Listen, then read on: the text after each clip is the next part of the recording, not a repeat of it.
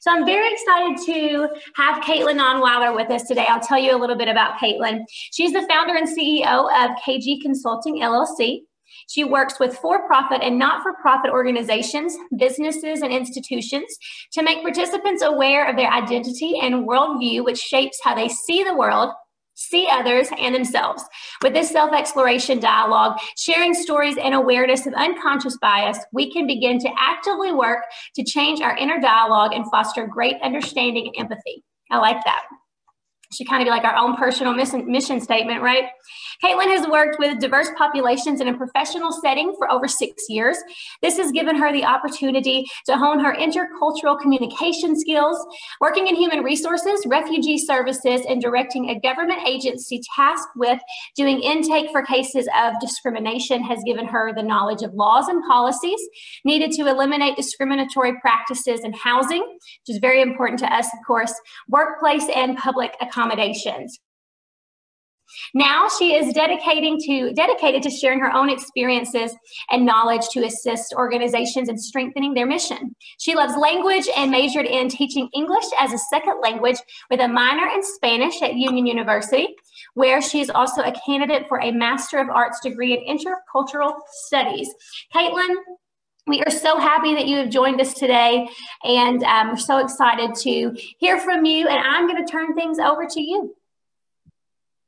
Okay, thank you so much. I'm so excited to be with all of you, and I just want to reiterate, that this is a safe space for all of us to do some self-reflection on what our identity is, who we are. And this might be some difficult and tough topics to talk about, but it's very necessary and very important, especially in the real estate industry, and having the responsibility of treating everyone fairly. All right.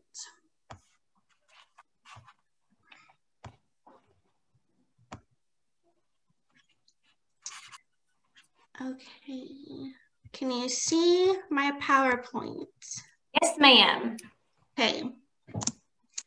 So I would like to start off with a quote by Archbishop Desmond Tutu. We depend on the other in order for us to be fully who we are. The concept of Ubuntu, it says a person is a person through other persons. So we are all interconnected, and if one group is being treated unfairly, that really affects all of us, the whole community, our whole society. So just kind of having that main concept as we start. So in looking at the National Association of Realtors website, they do have a diversity and inclusion commitment statement. I won't read the whole statement, but I will read the bolded part. We fully embrace perspectives from all walks of life, regardless of race, ethnicity, gender, religion, age, sexual orientation, gender identity, disability, national origin, socioeconomic status, political affiliation, or any other qualities by which we may define ourselves. And so we're going to talk about diversity. So what is diversity? A lot of times we think about race, maybe black and white, but there's so much other aspects of diversity. I like to use the iceberg metaphor because I feel like it's a good visual that we can use in thinking about diversity. So on an iceberg, the very top of the iceberg is only 10%, and that's the only part that you can see. And then the rest of the iceberg is under the water, so the part that you can't see. And diversity is very similar to this. So we have primary dimensions of diversity, such as race, ethnicity, gender, age, disability. So those are parts of our identity that you can see. But there are also disabilities, of course, that you can't see. And then secondary dimensions of diversity, which are just underneath the waterline that you can't necessarily see unless you talk to that person, develop a relationship with them, get to know more about them. So those are things such as religion, culture, education, language, nationality, economic status. And then we have the tertiary dimensions of diversity, such as beliefs, assumptions, perceptions, attitudes, values, and very deep in the water at the bottom of the iceberg, because those are parts of our identity that are most important to us, and that you might, unless someone is very outspoken, you might not know what their values are, what their feelings are about something unless you have a dialogue and a conversation with them. So I like to think of diversity and our identity like an onion. So there are different layers to an onion, the same as us as human beings. We have different layers to us, different groups that we belong to. So for example, I am white, I'm Christian, my religion, bilingual, and that's language. I'm American from the South, middle class. So you could fill in that entire chart with all of the groups that you belong to. And so I encourage you, maybe if you journal, if you do self-reflection, to kind of dedicate some time in thinking about who you are, what groups you belong to, and how that affects the way that you maybe interact with others, how you perceive others, and maybe how others perceive you. All right, so now we're going to do an activity. If you have a piece of paper nearby, that would be great, because I'm going to show you a picture of an individual, and just based on looking at the picture very quickly, I'm going to move through them very quickly.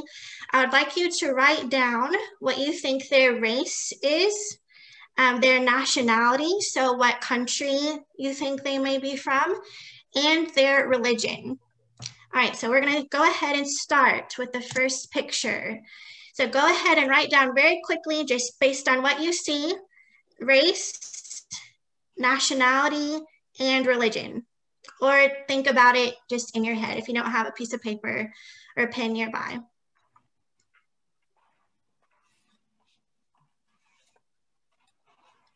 Okay, next. And you might notice, recognize some of these people. I tried to pick people that you wouldn't know.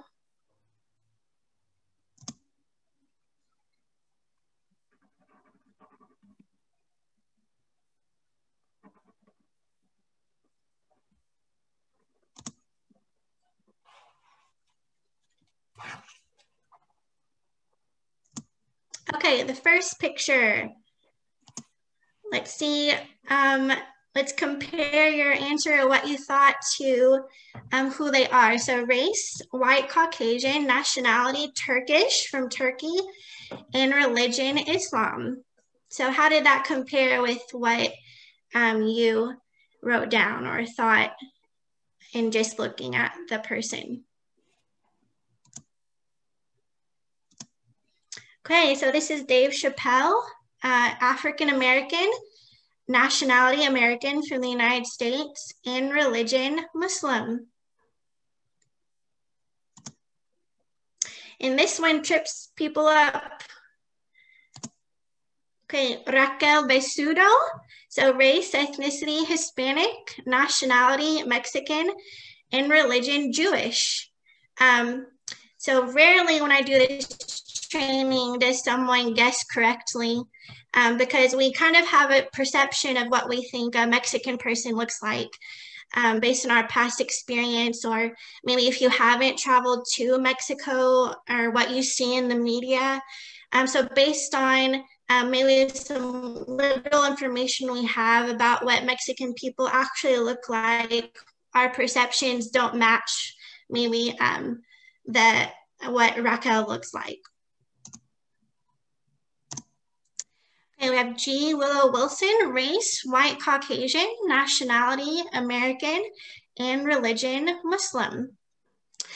So the head covering maybe made you guess Muslim, but there's also other religions that utilize head coverings, like Orthodox, Greek Orthodox, or some Orthodox Jew. So you might not know, unless you talk to that person, what religion they actually are. So this activity was meant to prove the point of social categorization. So social categorization is that natural cognitive process by which we place individuals into social groups. So based on looking at a person, we naturally, in order to make sense of the world, to process all of this information we have in our brain, we automatically place people in groups. And that's a totally natural cognitive process that we have. So for example, a man versus woman, old person versus young, Black person versus Asian or white. So we place them in social categories. And this is totally natural, what our brain does automatically. However, there are so many good benefits to social categorizing. However, there are also downfalls as well, because we can tend to respond to people as members of a social group rather than as individuals, which can lead to stereotyping. So those are blanket beliefs about members of a certain group. It could be a prejudiced attitude or uncritical judgment that go beyond that necessary and useful categorization, and that they're typically negative based on little information and highly generalized. So I'm sure all of you can think of some stereotyping that has happened in our past. And then I have some common stereotypes of today. Blacks are good at sports. Asians are all good at math. Americans, when traveling in the world, there's often a stereotype that we're loud and domineering and impatient. But is that true of all of us? No. All Mexicans are lazy and came into America illegally. Women can't do as good of a job as a man. So being a woman myself and a young woman, often people perceive me as not being able to be assertive or to have opinions and to want to express those. All teenagers are rebels. The elderly have health issues and are weak or slow. So that goes into ageism, which is very prevalent in the workplace, of discriminating based on. So in the chat box, if you would, can you think of any other stereotypes that we have about people? Caitlin, while we're waiting on people to send us a few ideas, when you were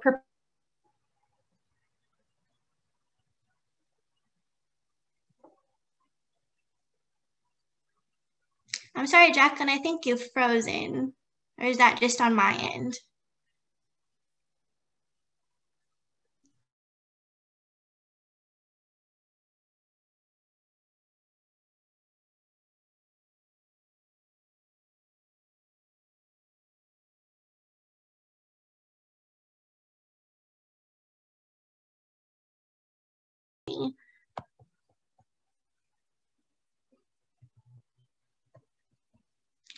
I'm back. Kentuckians chew tobacco and wear no shoes. Yeah. Sorry about that, guys. We got kicked out here at the office, but we're back. I heard the word redneck, so I have a feeling that my point was there with the accent. Lori says mothers aren't interested in getting ahead in business. I think that's too, because I feel that that depending on the type of professional environment that you're around, women, their mothers are viewed a little differently. It's true. Jessica says Kentuckians are all inbred. They only marry cousins. I don't have a single cousin I'd want to marry. Jamie says Kentuckians are uneducated because of Southern drawl. I feel that we see that a lot too in the media and just in the way that other areas of the country tend to view our state, which is... It's a real thing. It's called accentism. Yeah. Yeah. And I witness it a whole lot when I travel. Yes. Yes. Yeah, make sure we didn't miss anything. Okay. You know, another thing I thought of was the way we dress.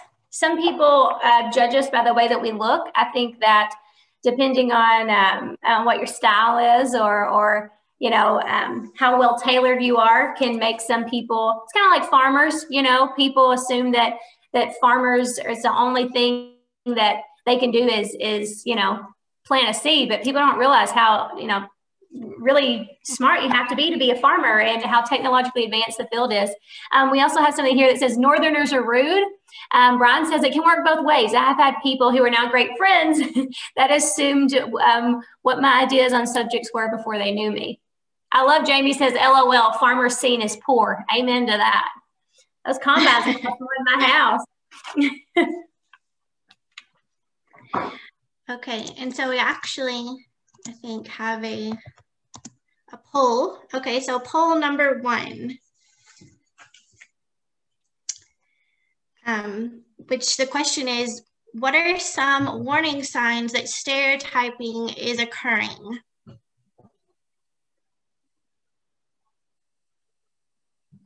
So if you'd like to go ahead and put your answers, there may be more than one correct answer.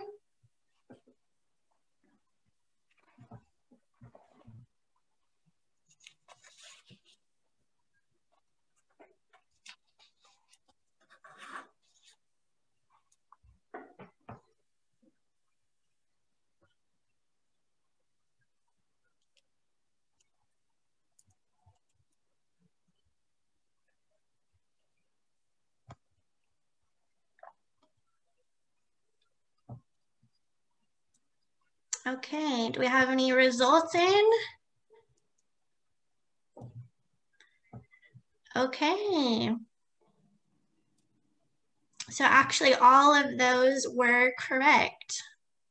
So blanket beliefs about an entire group of people, an oversimplified opinion, a prejudiced attitude, or a critical judgment based on little information. So good job. Okay. All right. A great TED Talk that I encourage you to listen to is by Chimamanda Adichie, The Danger of a Single Story. So she says that the problems with stereotypes is not that they are untrue, but they are incomplete. So they make one story become the only story. So that's what happens whenever we have stories being told by the dominant group, but rarely do we have minority voices that are lifted up and that are heard. And so that really creates those stereotypes that are hard to undo in society. Okay, so I have another mental activity for us to do. So I would like you to think of people that you trust in your life. So like in the picture, that you would trust to bring you up over that ledge of a cliff. That you would maybe trust to take care of your children or your pets, or you would trust in your house. So go ahead and think of people you trust. And oh, I forgot one thing, try not to make it family. Try not to make it family.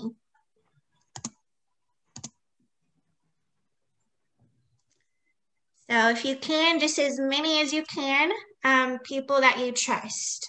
And I have done trainings where people have said they trust no one, which is sad, but is true.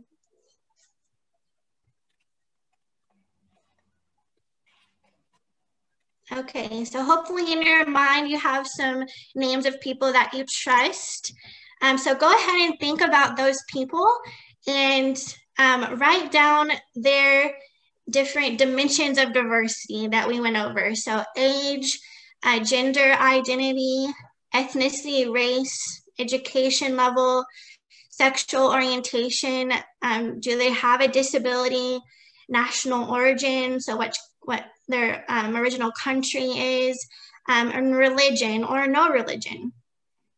So kind of go through and think about those people and what groups they belong to.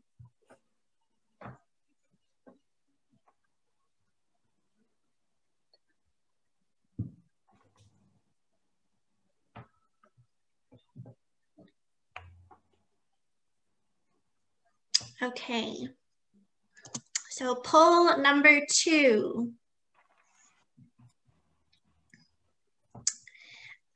So this is talking about diversity. Is your list diverse? So do you have a diverse group of people, or is mostly everyone like you? I would like to tell everyone we're not monitoring the polls. Yes, they're anonymous. They're anonymous.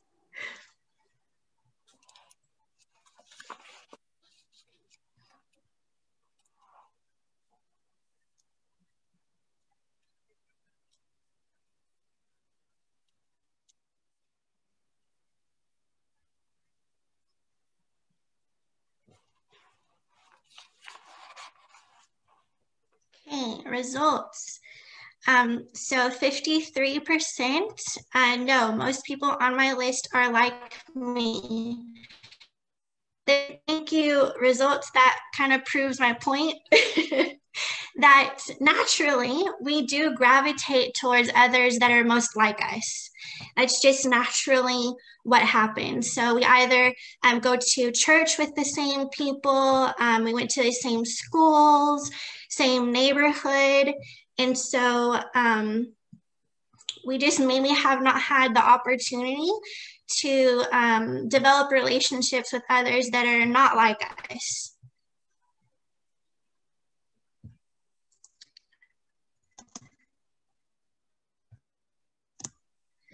Okay, so looking at this diagram, there's 3 levels. Level 1 is the largest, and that level contains people who you consider to be acquaintances.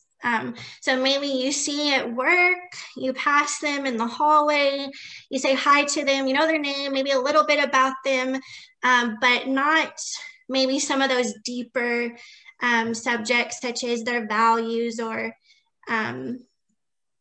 their deeply held beliefs. And that group is the most diverse. That represents the most level of diversity. And then level 2, so you see the arrow going from level 1 to level 3, and it's labeled relationship. So maybe an acquaintance, if you go out to lunch with them, or you have to work on a project with them, you get to know them more and maybe you develop a friendship. And so level 2, the diversity tends to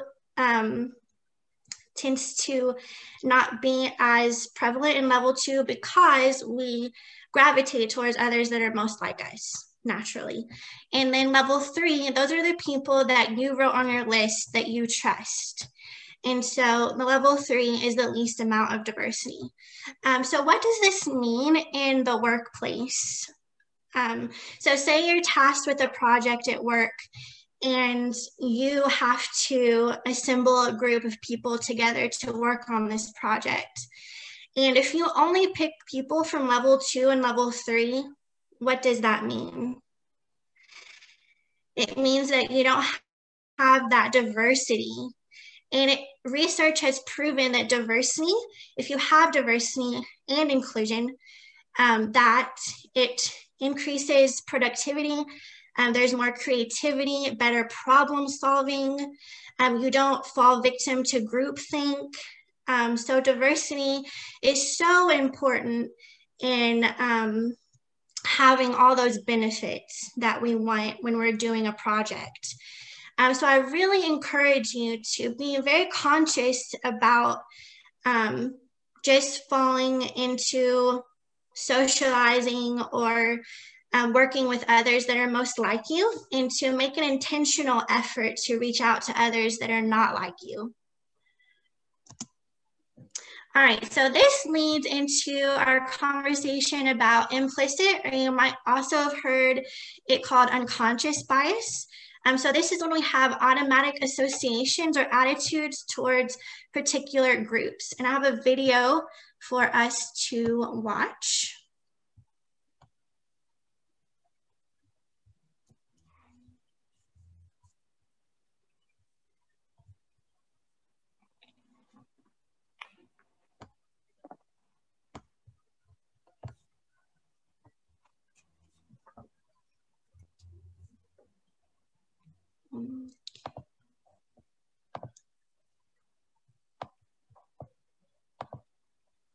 Okay, and let me know if you can't hear it or see it.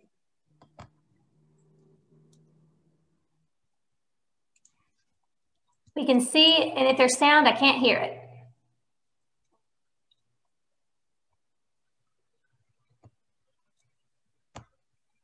That cat looks so sad. Okay, you should be able to hear it now.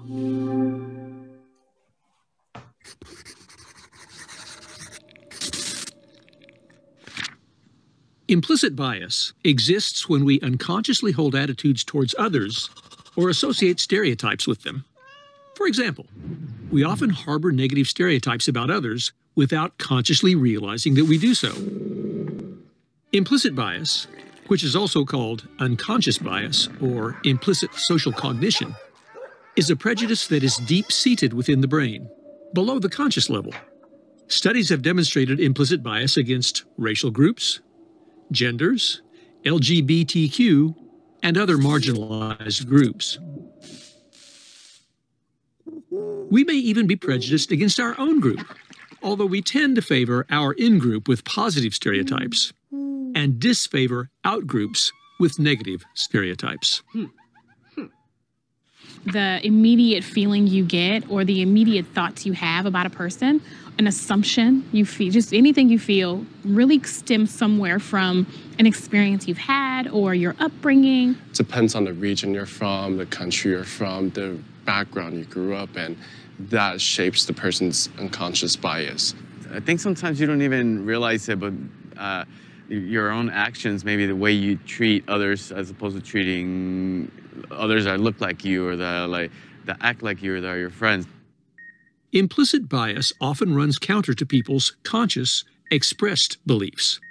Few physicians espouse racially discriminatory views, and yet doctors tend to recommend less pain medication for Black patients than for white patients with the identical injury. In other words, people can be explicitly unbiased, yet implicitly biased, according to psychologist Daniel Kelly and colleagues. One of my closest friends since high school, we've worked on a lot of projects together, we've been in a lot of classes together. Sometimes we'd be working together in a group project, for example, and she would say stuff like, oh, you're good at math, you're good at science, here, you can take this part of the project or something. I don't hold it against her or anything, and she doesn't mean any harm by it, but obviously there's that implicit sort of bias or stereotype that Asians are better at math and science. Implicit bias has been found in a large array of studies using various tests, but much of the evidence for the phenomenon comes from Harvard University's Project Implicit website, home of the Implicit Association Test, or the IAT. Literally millions of people have visited this site and taken various tests that ask them to respond rapidly to questions that require them to associate Blacks or whites, males or females, or young or old, etc., with positive or negative words. Most of the implicit biases that I've run into are probably positive ones, things that come with being a white male and having height and having a good voice and things like that. Professor Nosek and colleagues tested more than 700,000 subjects and found that more than 70% of white subjects more easily associated white faces with positive words and Black faces with negative words, concluding that this was evidence of implicit racial bias. In fact, additional evidence indicates that measures of implicit bias better predict people's conduct than measures of explicit bias. I think that if you are anyone, to be blunt, that it's not a white male, you potentially feel that implicit bias. Maybe you're just looking for someone that is like you because you like you, and so you want to be around more people like you. But what's really rooted under that is that you potentially don't think that someone else is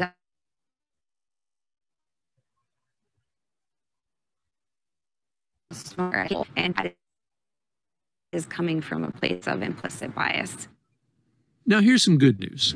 Various scientists have criticized the IAT. Did it stop? Yes.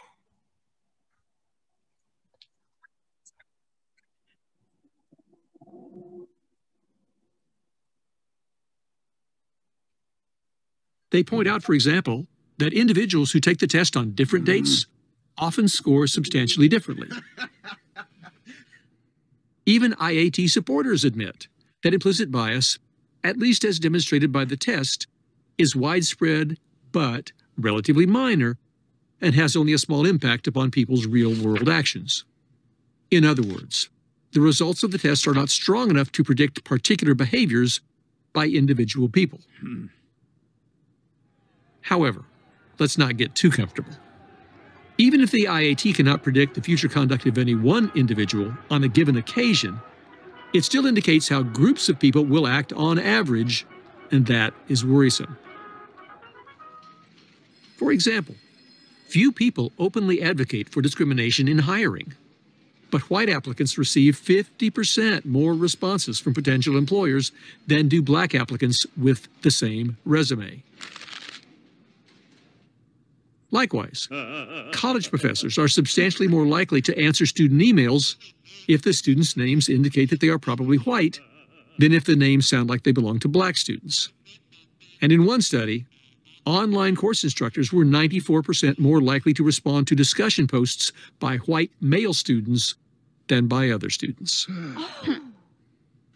There are a lot of opportunities to promote people within the workplace. It doesn't happen because of different biases. People assume, you know, a woman is of a certain age or they're married and you think, oh, she's going to want to have kids, so we're not going to give her this really tough, big project. When I graduated from West Point in 2009, I went to my first organization, the first unit assignment. I was the only Latino officer in a group of about 100 other officers. Yeah, I think there was a lot of hesitation in really following my lead as a leader for the organization. I think it hindered in some way the ability for us to build cohesive trust within our organization, really have that going into a combat environment. Because implicit bias operates at a mostly unconscious level, it is difficult for individuals to overcome. No existing training regime has proven particularly effective at de-biasing implicit bias. But, fortunately, some research shows that stereotypes can be unlearned, and that safeguards can be put in place to minimize their impact. For example, women used to make up only a relatively small percentage of the musicians in orchestras. But when orchestras began holding blind auditions, where the applicants played behind a curtain and their genders were unknown to the judges, the percentage of women chosen to play in symphony orchestras doubled. Perhaps we can put a dent in implicit bias after all. These biases are sometimes so deep-rooted within us or within our culture that we don't even realize that they are biases. We could have a mutually, beneficial conversation and really benefit from learning from each other and really understand that we're all not that different. Listen, really absorb the experiences of those around you, especially those who come from backgrounds that are unlike yours. Something new about a person, and then that will kind of help shift that bias because now you've actually ask that person, or now you get to know that person. There's so many opportunities to engage with others, to say, I don't want to do this again. Can you help me not do that? And people are willing to have those conversations. So what did you think of the video? I think it's interesting because, this is it's considered a hot topic right now, but it's so much more important than a hot topic. And I think that hearing that the way that those things are a natural reaction for us, I think is a little comforting, because I don't think any of us are trying to intentionally do those things, because we know that it's hurtful when it's done to us. And I think that hearing, hey, this is a natural reaction for you as a human being, but here's a way for you to intentionally work on trying to be better. And I think it's hard to ignore that it's a problem when you have so many statistics, when you hear those things. And I think, I've heard from people whose name is Ashley, and it's Ashley with an I, and they talk about how people treat them differently because their name ends in an I, and it sounds like cute and bubblegummy, like a little girl, instead of, being a grown woman. And I think that, seeing that, we have work to do, and just knowing that there's room for grace and there's room for growth, I think is really important. And just kind of telling ourselves like, hey, let's make a conscious effort to be better at this. Yeah. And I think it's so important, yes, to realize that we all have these biases, and that if we do act on them, to not say, oh, we're a horrible person, to feel that guilt or shame, but just to move forward and say, I realize that this probably hurt someone and I will never do it again. So I think that is so important to have that mindset. All right, so we have those stereotypes that over time become unconscious biases, and that can cause us to judge people, and we can act out on those judgments, and that can ultimately lead to discrimination. So discrimination is an action that follows prejudicial attitudes, denial of opportunity, or unequal treatment regarding selection, promotion, etc. So I have poll number 3.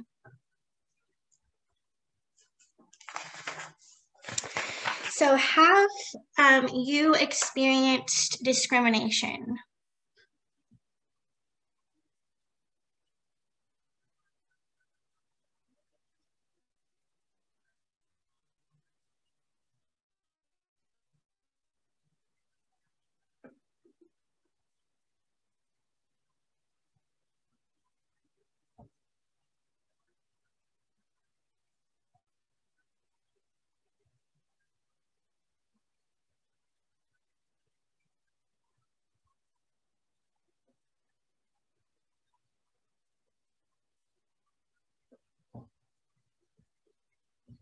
Okay, so 58% say they have been discriminated against, 13% no, and 30% no, but I know someone who has.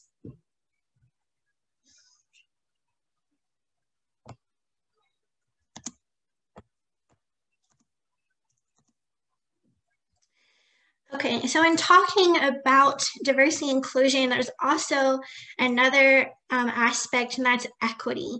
So I feel like this visual is really good at describing what equity is. So in the first image, we have 3 people, one tall person, one medium height, and they're all trying to watch the baseball game over a fence. And they are all equal, right? In the first picture, they all have a box to stand on, but do they have the same opportunities? No, because one person still can't see the game, even though they probably haven't paid a ticket and they're not in the actual seats. But despite that, in the second image, we now have the box that the tallest person was standing on taken away and given to the shortest person. So this is an example of equity. So giving different supports and accommodations to people so that everyone has the same opportunity. They're being treated equitably. And the third image is the fence is removed altogether. They don't need any supports or accommodations because the root cause of the inequity was addressed. The systemic barrier has been removed altogether. So in our past in the United States, we have had systemic barriers to people in our past, such as redlining and blockbusting, that have given some opportunities to some, but others were completely left out. So I have another video, short video for us to watch.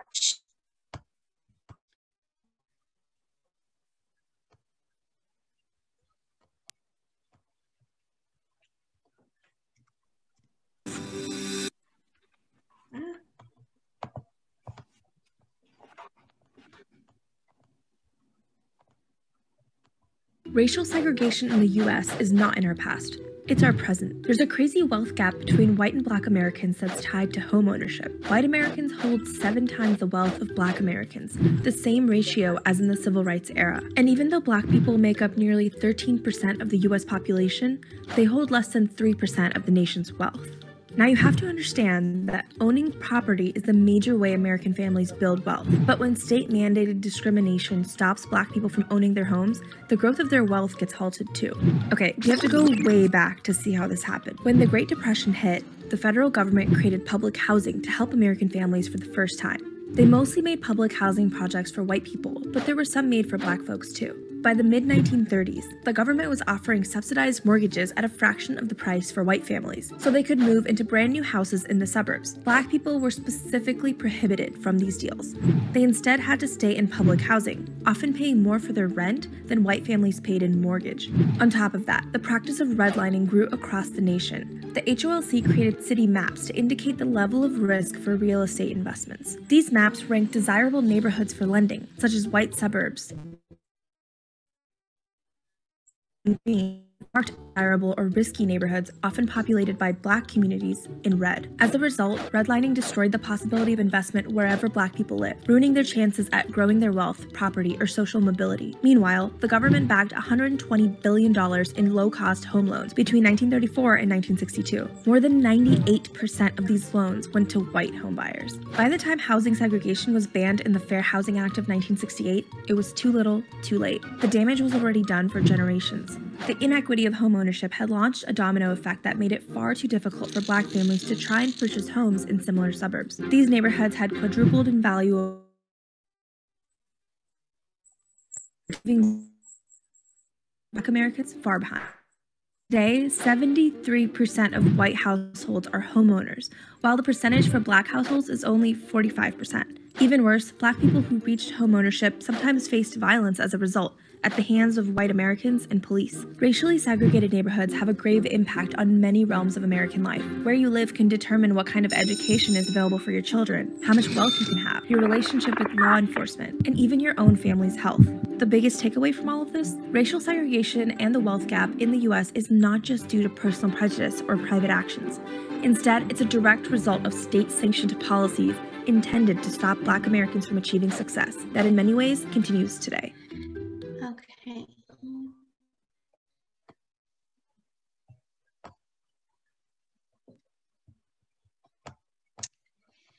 So in 1968, the Fair Housing Act was established, and it sought to protect people from discrimination based on race, color, national origin, religion, sex, familial status, and disability. So I have some comments by real estate agents. One is, I'm going to show you some homes in your kind of neighborhood. You don't have to live in that neighborhood. You can afford to live over here where you'll feel more comfortable. So this is poll number 4. Do these comments reflect implicit bias?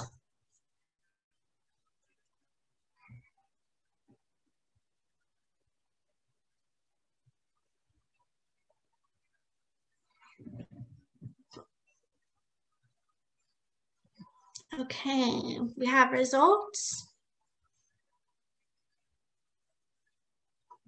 Yes, so 97% say yes, and that is correct. These do represent implicit bias.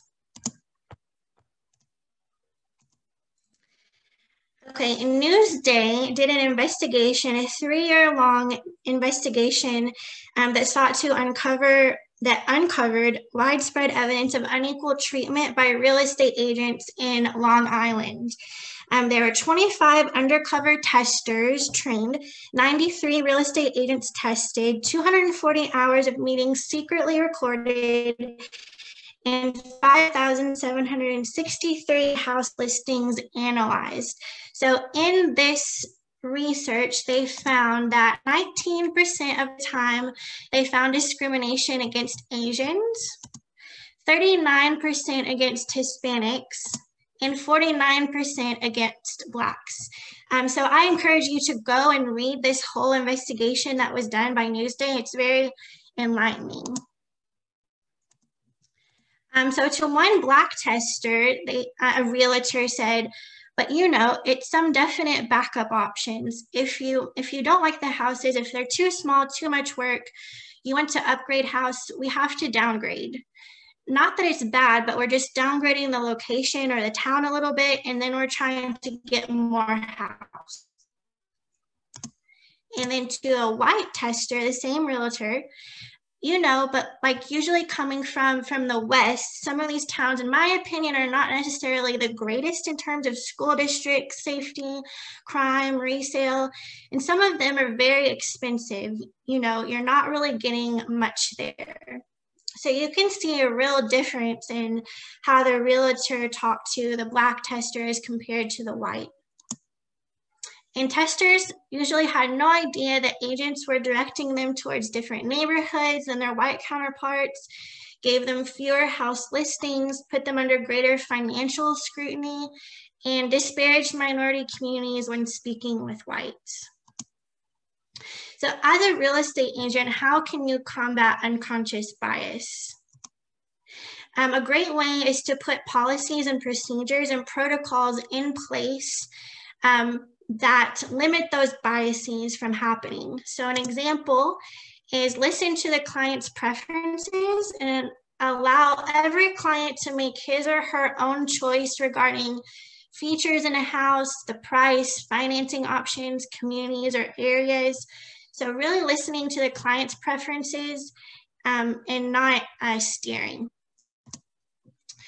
So what else can we do to combat unconscious bias? Poll number 5.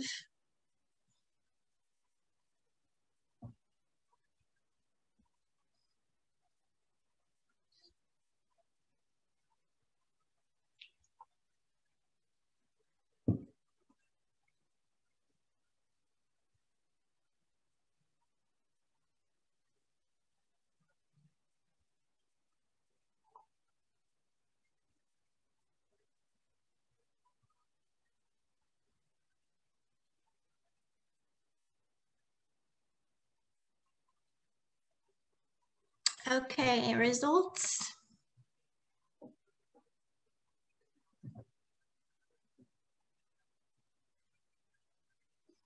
Okay, so all of them are good ways to combat implicit bias,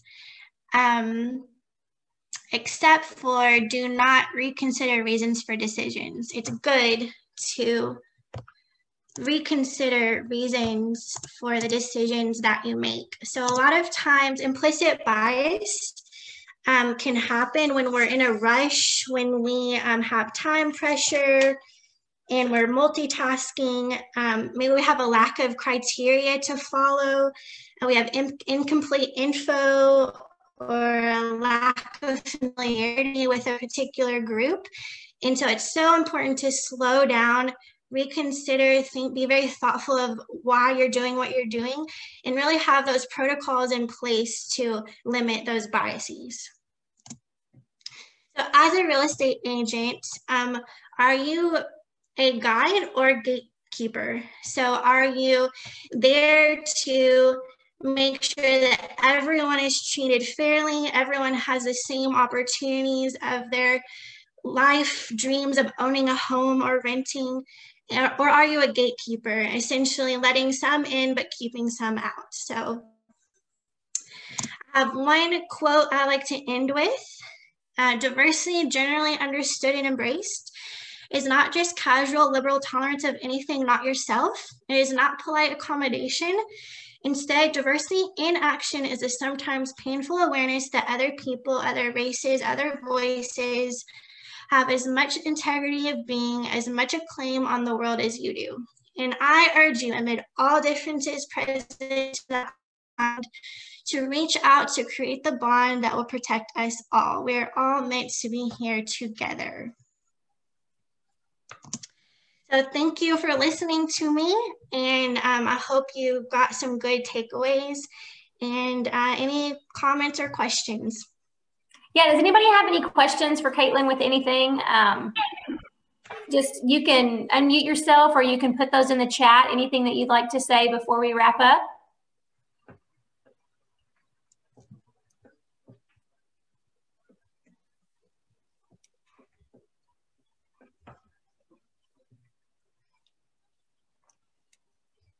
Anyone? Don't see anything. I will say I am not a real estate agent. Oh, we do have one. Let's see. Oh, Gail says, very good info that we are probably not aware of it in a conscious way. Makes me want to start evaluating myself and my personal reactions. That's just such a great point, that it's really on us. You know, it's on us because, again, we're not doing these things intentionally. At least I hope that we're not.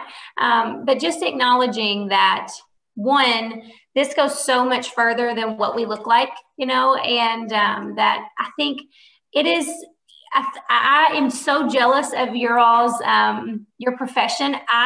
If I had the hustle, I would be a real estate agent myself. But, you know, you really get to assist people and truly, like, their dreams get to come true when they find these homes. And I think that's just such a special profession. And I think in a situation like this, where we may have some we do have some who have been treated unfairly and are probably uncomfortable with the home buying experience, I think what a gift it is that you have to kind of wrap your arms around someone and guide them through this process, and just kind of help them with those steps and with, you know, finding their dream home, whatever that may be for them. So Caitlin, thank you so much.